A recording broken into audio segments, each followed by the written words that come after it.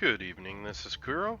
Got a Tier 9 game in my Tier 7 Shiratsuyu, going over the matchmaking, got a bunch of fat boats. Seattle, Baltimore, Zara, Yagumo, Ognivoy, Sims, and Haida round out the matchmaking.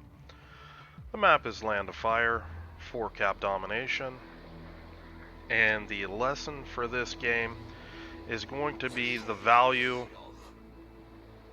Okay, as long as they're done. The lesson for the game is going to be the value of not getting your flank wiped out.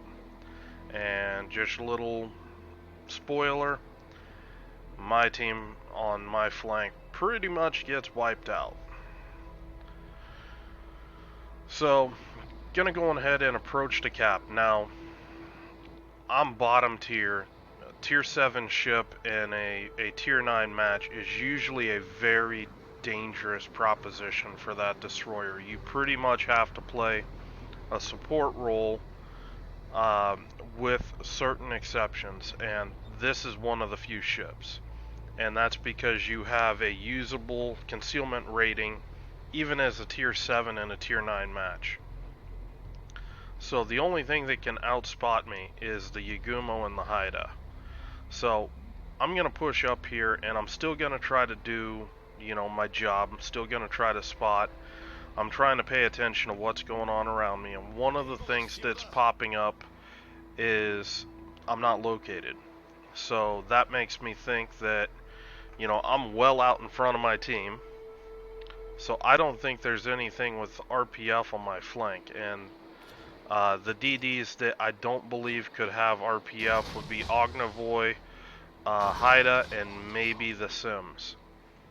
Haida and Ognivoy, I think that RPF is just too expensive for those boats, for those builds. So I'm guessing that I've got, one or both of those DDs out here. As the Sims pops up on the other side of the map with the Yagumo. So that pretty much is confirming to me that I'm looking at either a Haida or the Ognivoy out here. Well, probably both of them. So just being nice and careful, just gonna ease back into the cap. I'm in no rush here. I might spot the Baltimore, might spot the Seattle, and if I do, I'm just gonna kite back, call target on them, and just try to be useful for my team. Now, I'm not liking what I'm seeing. This entire time I'm looking at the mini-map. My battleship support is kiting out. My Fletcher, he's going down what I call Dead Man's Alley. And you're gonna watch. I mean, you've already got an FDG pushing hard in. Oh, Seattle popped up. That's gonna be the end of him.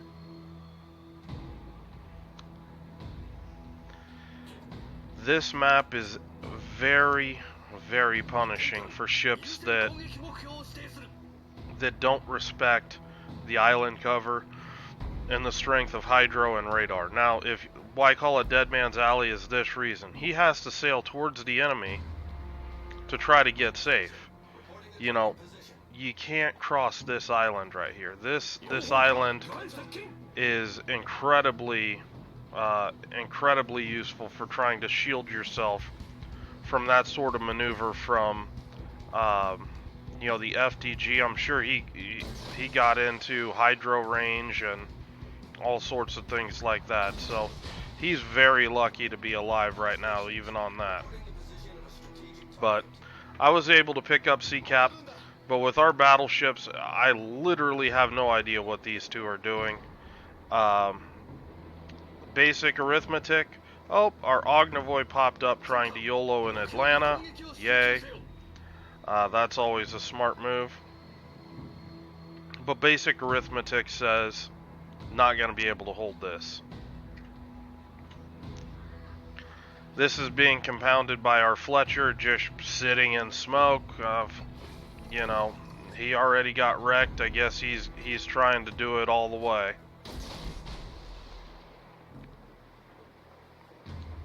So just trying to throw some torps in these gaps. Maybe I can pick something up. This is telling me that this is likely the Haida. Because I believe off the top of my head, Zara has longer range torpedoes than that.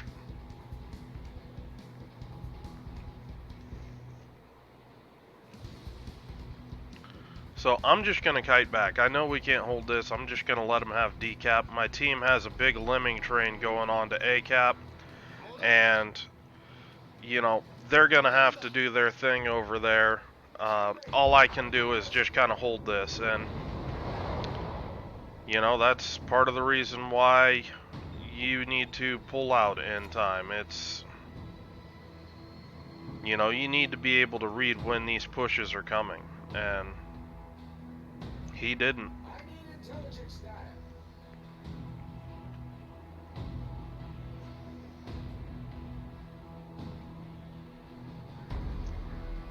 So I'm just being patient right here. Trying to spot what I can spot. Trying to, well, just want to make sure that I don't die or lose a significant amount of HP. Jesus, I can't English right now. Taking a look. I'm actually looking at the FDG. Lining this up. I don't want to torp this rock here.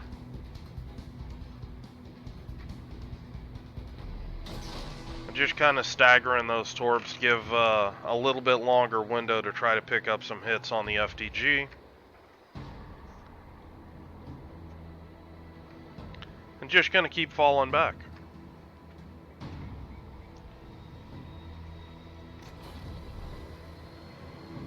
Now my Atlanta, he's pretty much, his goose is cooked. There's the Haida. But yeah, that's not gonna last, and we've officially pretty much wiped our flank. My prediction was mostly on the money with the FDG. Could have been a little better, but 3 torpedo hits out of an 8 rack is a rack of 8 isn't bad.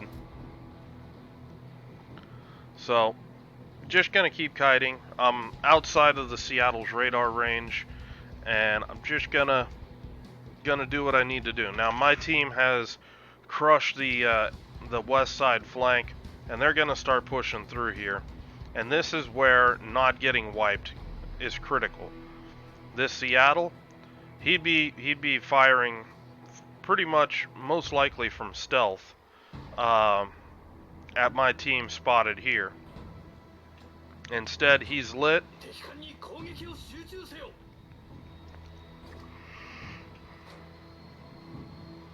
And because he's lit, I'm able to call fire on him, and my team's gonna finally start getting into the action over on this flank and start dealing some significant damage to some of these ships here. So that's the first volley that comes in. Watch my spotting. You know, it's just gonna keep ramping up and up. I'm pushing in here. The Seattle's reversing. I want to make sure he can't actually get undetected. Now I've got a target of opportunity here, this Nelson. He's mostly healthy, pushing across here. This is really dangerous for him. I haven't been spotted in a very long time. That's a nice hit. Now I actually screw up here and get detected for a brief second right here. But I don't think the Nelson noticed. I think he was actually inside looking at his in his crosshairs at a target. But that's sloppy play right there. That's a misplay. I do use torpedo reload just to follow up if I need to. I'm looking to see if he's going to try to evade what I just dropped, but at this point it's on. You can see he's just so clocked in. He no idea what's even going on, and he just gets whacked. So that's now chunking down this FDG, nuking this Nelson, and getting that Seattle killed.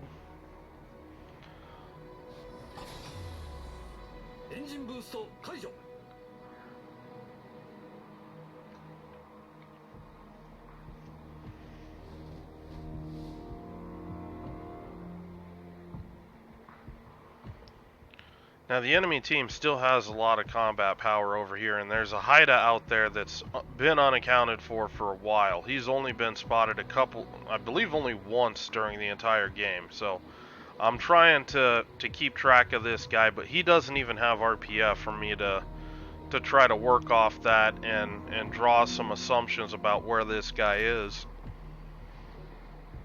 And that's something that, you know, if you're not in a team environment, your team doesn't need a RPF. If you're up against very good players, I would consider not running RPF because it gives your location away as much as it indicates the location of the nearest ship to you. So, just a little word to the wise there. RPF isn't always the best thing, especially if you're a player that has decent situational awareness already. Haida pops up, and that's the spot that I'm looking for. So I'm zeroing in on this Iowa. We've got a big points lead at this point. I'm not really interested in capping D. I'm interested in pushing up here, maybe getting some damage in on this Iowa. Tried to spot the Zera for my team.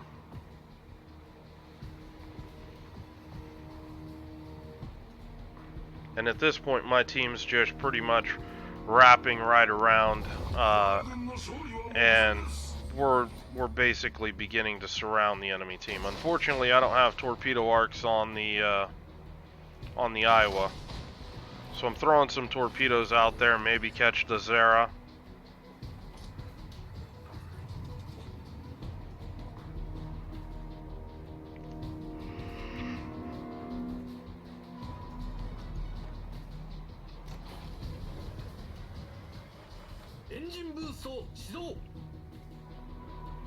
Can see some of that spotting damage chipping in. Now I'm predicting this Iowa's going to try to turn around before he runs into that little island. He's starting his turn there. Just going to go ahead, drop on him. It's a low probability hit though. If I do hit, it's probably only going to be a couple thousand HP. And then I'm going to rush around this island and try to rush the Haida. Try to steal the kill, but nah.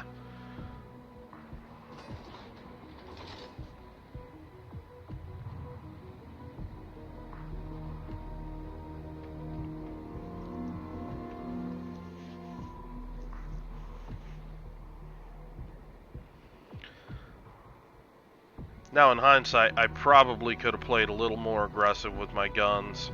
I wouldn't have as much HP as I do right now. But, you know, I could have also done a little bit more damage. Sims pops up here. This game's almost over, 38 seconds, so I'm going to try to get some shots in on him.